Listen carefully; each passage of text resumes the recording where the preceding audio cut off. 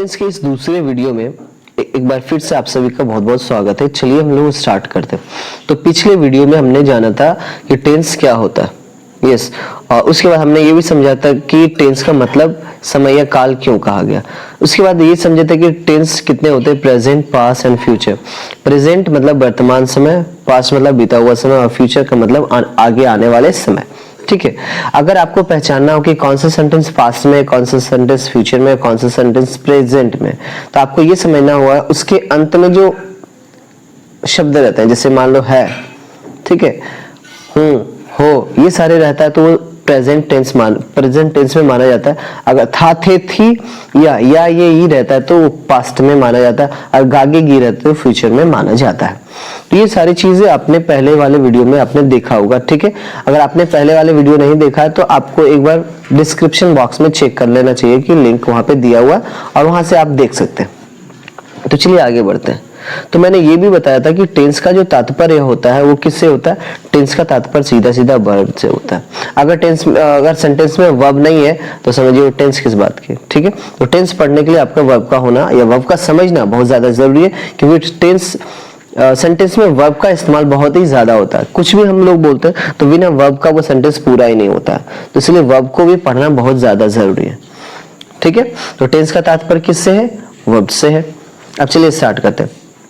मैंने ये भी बताया था कि टेंस को समझने के लिए नंबर का समझना बहुत ज्यादा जरूरी है, इसलिए नंबर को भी पढ़ना चाहिए। अगर आपको नंबर को डिटेल में पढ़ना है तो आगे आने वाले वीडियो में मैं आपको डिटेल में पढ़ा दूंगा। इसके कई सारे रूल्स रेगुलेशंस है। ठीक है, जैसे कि कहाँ पे एस लगाया जाता है, कहाँ पे ईएस लगाया जाता है सिंगुलर से प्लूरल बनाने के लिए, तो ये सारी चीजें मैं आपको आगे आने वाले वीडियो में बताऊंगा।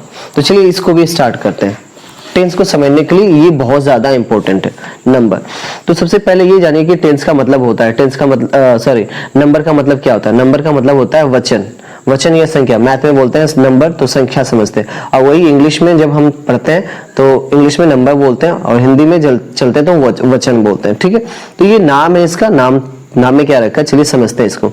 अब नंबर क्या है, किसे कहते हैं, तो जिससे किसी एक या एक से अधिक व्यक्ति, वस्तु, स्थानीय जानवर के नाम का बोध हो, यानी एक या एक से अधिक नाउन का बोध होता है, उसे हम क्या कहते हैं, नंबर कहते हैं। आप बोलेंगे कि नंबर कितने प्रकार के होते हैं, तो नंबर दो प्रकार के होते हैं, एक सिंगुलर होता है और दूसरा होता है प्लूरल।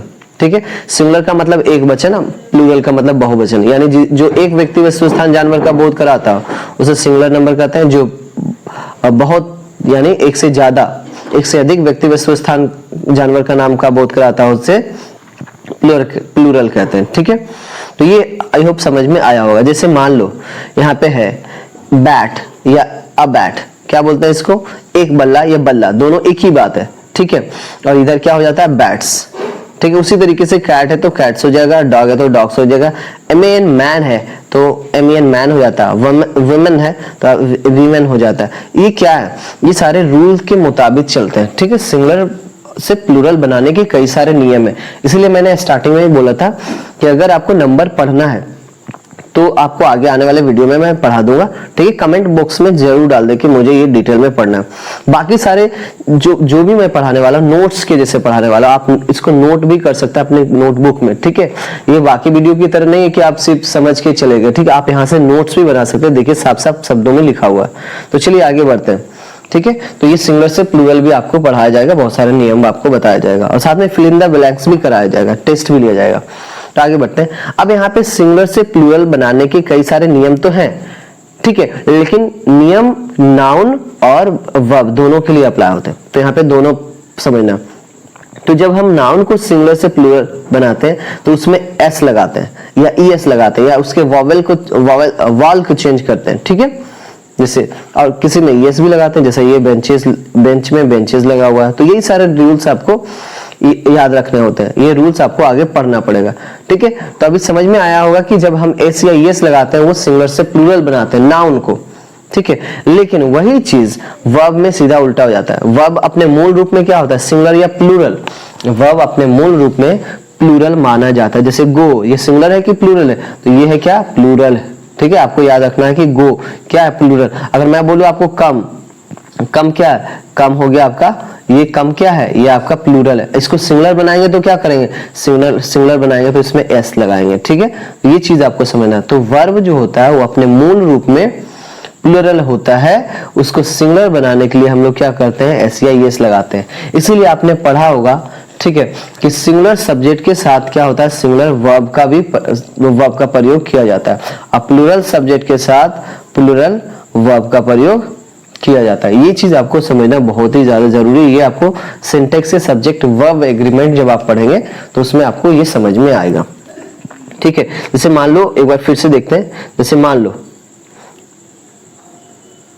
हमारा ये गोज, ये गोज क्या, सिंगुलर या प्लूरल, तो ये क्या है, हमारा सिंगुलर है। बहुत लोग कंफ्यूज हो जाते हैं, बहुत बच्चे कंफ्यूज हो जाते हैं, जो 8, 9, 10, 11, 12 के रहते हैं, कंफ्यूज हो जाते हैं, सर ये तो गोज है, ये तो प्लूरल होना चाहिए, तो वो नाउन समझ लेते हैं। लेकिन नहीं, ये जो है ना, ये सिंगुलर सीधा चलता है, ये नाउन सीधा चलता है सिंगुलर से प्लूरल, लेकिन ये जो है ना वर्ब, ये थोड़ा सा उल्टा चलता है। पहले ही ऑलरेडी ये प्लूरल रहता है, उसको सिंगुलर बनाने के लिए हम लोग क्या करते हैं, उसमें एस एस जोड़ते हैं, ठीक है। तो ये सारा चीज आपको ध्यान में रखना होगा, ठीक है, जब आप टेंस पढ़ते हैं उस समय। नहीं तो क्या होगा, आपसे गलती होता रहेगा, फिर आपको याद करना पड़ेगा, थर्ड पर्सन सिंगुलर नंबर है, ही शी इट नेम, ये सारे आपको समझना पड़ेगा। अगर आप यहाँ पे समझ जाते हैं कि सिंगुलर के साथ सिंगुलर होता है और प्लूरल के साथ प्लूरल वर्ब का यूज होता है, ठीक है, तो आप सीधा समझ जाएंगे इसको, आपको ज्यादा फिर इधर उधर करना नहीं पड़ेगा। चलिए आगे बढ़ते हैं। एक चीज और भी समझना होता है, पुरुष। तो जो भी मैं चीजें आपको बता रहा हूं वो आप नोट भी करते चले जाएंगे, ठीक है। अब है पर्सन। पर्सन मतलब पुरुष या व्यक्ति, जिससे किसी व्यक्ति का बोध होता है, जिससे किसी पुरुष का बोध होता है, उसे हम लोग क्या कहते हैं, पर्सन कहते हैं, ठीक है। ये चीज आप ध्यान में रखिए, जिससे किसी व्यक्ति का, व्यक्ति का मतलब ये नहीं, टेंस में हम जब व्यक्ति पढ़ते हैं ना, तो ये नहीं कि कोई आदमी ही सिर्फ, व्यक्ति का मतलब होता है कोई वस्तु भी होगा, ठीक है, कोई जानवर भी होगा, कुछ चीजें भी होगी, कुछ भी हो सकता है, ठीक है, एनीथिंग, लेकिन वो नाउन होना चाहिए। जैसे मान लो यहाँ पे आप समझ सकते हैं, जैसे जब कोई व्यक्ति बात कर रहा होता है, वहां 3 आदमी शामिल होते हैं, ठीक है। एक पहला जो बोल रहा होता है वो, दूसरा जो सुन रहा था वो, और तीसरा जिसके बारे में बात किया जा रहा है वो, ठीक है। तो इस तरीके से जब कोई व्यक्ति बात कर रहा होता है तो वहां पे 3 व्यक्ति शामिल होते हैं। तो बोलने वाले को क्या कहते हैं, फर्स्ट पर्सन कहते हैं। बोलने वाले को क्या कहते हैं, फर्स्ट पर्सन। पर्सन होते हैं 3, ठीक है, फर्स्ट पर्सन, सेकंड पर्सन और थर्ड पर्सन। प्रथम पुरुष, मध्यम पुरुष और उत्तम पुरुष, ऐसे बोलते हैं हिंदी में। अब फर्स्ट पर्सन में आई और वी आता है, आई को सिंगुलर माना गया और वी को प्लूरल माना गया। तो ये भी आपको याद रखना है कि बताइए आई सिंगुलर है या प्लूरल, तो आई क्या बोलेंगे, सिंगुलर है। अब वी क्या है, प्लूरल। आई का प्लूरल क्या, आई का प्लूरल वी। उसी तरीके से यू का प्लूरल यू होता है, लेकिन यू कौन सा पर्सन, यू सेकेंड पर्सन। ये भी आपको ध्यान में रखना है, ठीक है। तो यू कौन सा पर्सन हो गया, सेकेंड पर्सन। जब भी कोई पूछे यू कौन सा पर्सन, तो सेकेंड पर्सन, ठीक है। उसी तरीके से थर्ड पर्सन पूछेगा तो थर्ड पर्सन में क्या होता है, ही, शी, इट, नेम, ठीक है, और दे, ये सारे क्या है, थर्ड पर्सन। लेकिन थर्ड पर्सन को भी कैटेगराइज किया गया सिंगुलर प्लूरल में। जब एक है, ही, शी, इट, नेम, ये सारे क्या है, एक का बोध कराएगा, तो ये क्या है, सारे सिंगुलर है, ठीक है। ये सारे क्या हमारे सिंगुलर है, आपको ध्यान से समझना है, ये सारे सिंगुलर है, ठीक है। और ये हमारा क्या है, प्लूरल। जैसे कि दे, वे लोग कितने हो गए, बहुत सारे ऐसे ही लग रहे हैं। राम एंड श्याम कितने हो गए, बहुत, 2 है, तो एक से ज्यादा हो गया तो प्लूरल है। ही कोई एक व्यक्ति का बोध कराएगा, लड़का का। कोई शी, कोई एक व्यक्ति लड़का का बोध कराए। इट कोई एक वस्तु का बोध कराए। कोई नाम अगर दिया जैसे राम, सीता, तो कोई एक ही का, जैसे माय मदर, माय फादर, तो एक ही व्यक्ति का। एयर, तो ये भी सिंगुलर का, अनकाउंटेबल नाउन ऐसे भी सिंगुलर का ही बोध कराता। आयरन, ये भी सिंगुलर का ही बोध कराता। द काव, ये भी सिंगुलर का ही बोध कराता। तो इधर वाले को सिंगुलर, इधर वाले को प्लूरल बोलते हैं, ठीक है। तो ये third person singular, he, she, it, he, she, it और नेम को क्या कहा जाता है, थर्ड पर्सन सिंगुलर नंबर। ये याद रखिएगा, ही, सी, इट तथा नेम को क्या बोलते हैं, सिंगुलर नंबर, थर्ड पर्सन बोलते हैं। और देखोगे क्या बोलते हैं, थर्ड पर्सन प्लूरल नंबर। और सेकंड पर्सन किसको कहते हैं, यू को। यू क्या है, second person singular number, plural number दोनों है, ठीक है। और फर्स्ट पर्सन में आई सिंगुलर माना गया और वी प्लूरल। जैसे अब मैं अकेला हूं तो क्या हूं, सिंगुलर, लेकिन हम लोग बहुत सारे हो गए तो क्या हो गया, प्लूरल। तो ये चीज आपको समझ के चलना। चलिए आगे बढ़ते हैं, लिखते भी जाइएगा, स्क्रॉल करके, पॉज करके।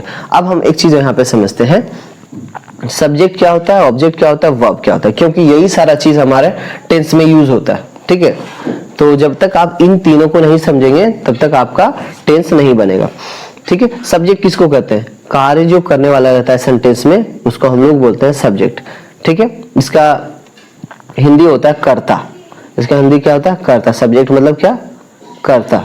ये चीज आपको समझना, सब्जेक्ट मतलब क्या? कर्ता।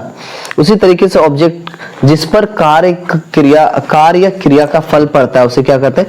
ऑब्जेक्ट कहते हैं। ये सब नोट करते जाइए आप लोग। ऑब्जेक्ट का मतलब होता है क्या? कर्म, ठीक है। यानी क्रिया का फल जिस पर पड़ता है, यानी कार्य जिस पे हो रहा है। जैसे मैं आम खाता हूं तो मैं हो गया हूं क्या? काम कौन कर रहा है? ठीक है, काम कर रहा है कौन? मैं। और क्या है काम? खाना, ठीक है। और खाया किसको जा रहा है? खाया जा रहा है आम को, तो आम हो गया क्या? कर्म। अब मैं हो गया क्या? कर्ता, ठीक है। और जो काम है वो क्रिया हो गया। तो सेंटेंस में आपको यही तीनों चीज मिलेगा, सब्जेक्ट, वर्ब और ऑब्जेक्ट। एक बार फिर से समझिए। जैसे मान लीजिए लिखा हुआ है आई ईट ए मैंगो, ठीक है। आई ईट मैंगो, तो आई क्या हो गया? ये सब्जेक्ट हो गया, ये काम करने वाला। काम क्या है? ईट है काम, ये वर्ब, ठीक है, ठीक है, ये वर्ब। और खा किसको रहा है? मैंगो को खा रहा है, ठीक है। मैंगो, आई ईट मैंगो, मैं काम खाता हूं, तो जो खा रहा है वो हो गया सब्जेक्ट, ठीक है। और जिसको खाया जा रहा है वो हो गया ऑब्जेक्ट, और जो खाना ये हो गया वर्ब। तो ऐसे ही आपको पूरे टेंस में मिलेगा सब्जेक्ट, वर्ब, ऑब्जेक्ट, और यही तीनों पे आपका पूरा टेंस है, ठीक है। आपको समझ में आएगा पूरा। अगर ये तीनों को समझिए, पहचानना सीख लिए अभी से, तो पूरा सेंटेंस आपको समझ में आएगा। आगे टेंस पूरा हल्का इजी हो जाएगा, ठीक है। अब थोड़ा सा आपको ये समझना पड़ेगा कि वर्ब क्या होता है। तो चलिए वर्ब की ओर चलिए, ठीक है। वर्ब क्या होता है ये समझिए। तो वर्ब को समझना और भी इजी है। वर्ब क्या है? देखिए, बोला a verb that denotes doing something, happening something और बीइंग समथिंग। यानी वर्ब किसको कहते हैं? Doing something. जब कोई एक्शन होता है तो उसे क्या कहते हैं? वर्ब कहते हैं। अपने आप कुछ होता है, ठीक है, हैपनिंग समथिंग, तो उसे भी क्या कहते हैं? वर्ब कहते हैं। जब कोई एग्जिस्टिंग का बोध कराता है, जैसे कि यह एक लड़का है ना, बीइंग समथिंग का बोध कराता है, ये होने का बोध कराता है, ठीक है। ये चीज आपको ध्यान में रखना। यह एक किताब है, ठीक है, किताब होने का बोध कराता है, तो ये बीइंग समथिंग का लाएगा। ये भी वर्ब है, यहाँ पे वर्ब है, ठीक है। हैपनिंग समथिंग, जैसे वर्षा हो रही है, कोई कर नहीं रहा, अपने आप होता है, तो हैपनिंग समथिंग। डूइंग समथिंग मतलब एक्शन। जब हम सिंपल ये समझते हैं, doing something is called action. So बहुत सारे बुक में ये भी रहता है, और या बहुत लोग ये भी समझते हैं कि an action is called verb. किसी भी प्रकार का एक्शन है तो वो वर्ब कहते हैं, उसको भी कहते हैं। लेकिन मैंने यहाँ थोड़ा सा डिटेल में लिख दिया है कि आप समझ जाए कि डूइंग समथिंग, हैपनिंग समथिंग और बीइंग समथिंग जो है ना, वो क्या कहलाता है? वर्ब कहलाता है, ठीक है, क्रिया कहलाता है। जिसे किसी कार्य का, शॉर्ट में मैंने लिख दिया, जिसे किसी कार्य का बोध हो उसे हम लोग क्या कहते हैं? वर्ब कहते हैं, ठीक है। चाहे वो कार्य अपने आप हो, या कोई कर रहा हो, या कुछ होने का बोध करा रहा हो, ठीक है। इस तरीके से, जैसे मान लो एग्जाम्पल लिखा हुआ है कम, गो, ट्राई, प्ले, यहाँ तक इज एम आर भी होगा, is am are was were, ये भी क्या है? हमारा वर्ब है, ठीक है। आगे समझिए। आगे हमारा है कि वर्ब जो होते हैं ना, दो प्रकार के ऐसे होते हैं। एक होता है मेन वर्ब, ठीक है, एक होता है मेन वर्ब, और दूसरा होता है हेल्पिंग या ऑक्सिलरी, ठीक है। ऑक्सिलरी वर्ब होता है। ऑक्सिलरी वर्ब क्या होता है? जो हेल्पिंग यानी जो सहायता करता है, किसकी?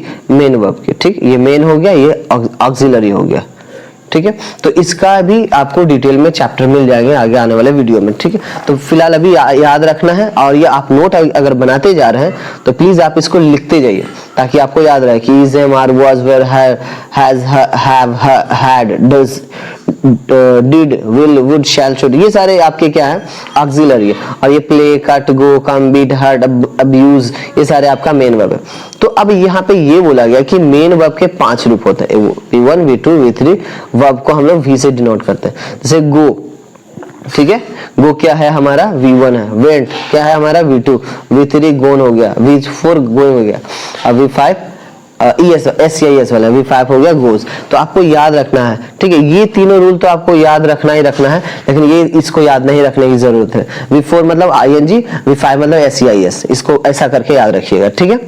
V4 मतलब क्या? ING, एक बार फिर से, V4 मतलब ING, V5 मतलब क्या? SCIS, इसको याद रखना। जैसे गोज क्या हो गया? V5, है ना। कम्स क्या हो गया? V5, ठीक है। हर्ट्स क्या हो गया? V5, ठीक है। प्लेज क्या हो गया? V5, प्लेइंग क्या हो गया V4, तो इसको याद रखने की जरूरत नहीं है, आपको बुक से ये याद करना पड़ेगा, ठीक है। आपको जब आप ट्रांसलेशन बनाते हैं तो ये चीजें आपको याद रखना पड़ेगा, ठीक है। आई होप आप लोग को समझ में आ रहा होगा। एक चीज और भी लिखा हुआ, मैंने पहले ही बताया था इसको, कि सिंगुलर सब्जेक्ट के साथ सिंगुलर वर्ब का प्रयोग किया जाता है और प्लूरल सब्जेक्ट के साथ प्लूरल वर्ब का, ठीक है। तो ये चीज आपको समझ के चलना है, ठीक है। सिंगुलर सब्जेक्ट के साथ सिंगुलर, जैसे आई है तो आई के साथ क्या लगाएंगे, एम लगाएंगे, ठीक है, ना कि हम लगाएंगे क्या, आर। तो आई सब्जेक्ट सिंगुलर है, इसके साथ वर्ब भी सिंगुलर। उसी तरीके से ही, ठीक है, ही के साथ क्या लगाएंगे हम, ही इट्स, ठीक है, ही इज, ये लगाएंगे, इज लगाएंगे, ठीक है, ना कि आप लगा दिए ही आर हो जाएगा गलत, क्योंकि ही हो गया सिंगुलर और आर हो गया प्लूरल। ऐसा नहीं होता, सिंगुलर है तो सिंगुलर ही लगाइए, अब प्लूरल है तो प्लूरल ही लगाइए। लेकिन आई के साथ एक्सेप्शन है, ये एक्सेप्शन के साथ चलता है, ठीक है। आई के साथ हैव लगाता है, ये बोला जो पहले से बन के आ गया हमें उसको गलत नहीं कर सकते, उसी को एक्सेप्शन कहते हैं। एक्सेप्शन मतलब अपवाद होता है, ठीक है। जो पहले से बन के आ गया उसको हम लोग नहीं बदल सकते, अगर आप बदलिएगा तो आप ही गलत हो जाइएगा, ठीक है। अगर आई के साथ आप इज लगाइएगा, अकेले आई लगा हुआ, जैसे मैं खुश हूं तो आई के साथ आई इज हैप्पी लिखिएगा तो समझ में आ जाएगा आपको, अच्छे से एग्जाम में रिजल्ट बढ़िया से आ जाएगा, ठीक ना। तो ये चीज भी आपको समझना है कि आपको अपने मन से रूल थोड़ा सा पढ़ के चेंज नहीं कर देना, ठीक है। तो आज के लिए बस इतना ही, नेक्स्ट वीडियो में हम लोग फिर मिलते हैं टेंस के तीसरे वीडियो में, ठीक है। आप टेंस को पूरे अच्छे से और भी समझने लग जाएंगे। तो ये वीडियो को अगर आप टेंस नहीं समझ में आ रहा तो ये दोनों वीडियो को आपको बार बार देखना पड़ेगा, ठीक है। एक बार रिपीट करके देखेंगे तो ज्यादा समझ में आएगा। तो चलिए आगे बढ़ते हैं।